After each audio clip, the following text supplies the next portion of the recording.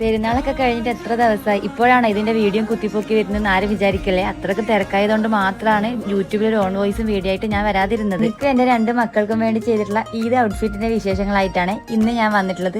3 ആൾക്കും കൂടിയിട്ട് ഒരു ലൈറ്റ് ഗ്രീൻ ഷെയ്ഡാണ് ഞാൻ ചൂസ് ചെയ്തിട്ടുണ്ടായത്. മോളെ ഫ്രോക്കിലേക്ക് അത്യാവശ്യം നല്ല ഹെവി ആയിട്ട് ഒരു പഫ് ഹാൻഡാണ് കൊടുത്തത്. അതുപോലെ തന്നെ എന്റെ ഡ്രസ്സിലേക്കായെങ്കിലും ചെറിയ രീതിയിൽ ഷോൾഡറിന്റെ ഭാഗത്തായിട്ട് ഒരു പഫ് കൊടുത്തിട്ടുണ്ടായിരുന്നു. ഈ ക്ലോത്ത് ഉപയോഗിച്ചിട്ട് ഇതുപോലെ പ്ലീറ്റ് വേണ്ടായിരുന്നു എന്ന് എനിക്ക് അത്രക്കും തോന്നിപ്പോയി. കാരണം ഓവർ നൈറ്റ് എടുത്ത് ചെയ്തിട്ടുള്ള വർക്കാണ് 3 ആളുടെ ഡ്രസ്സാണെങ്കിലും.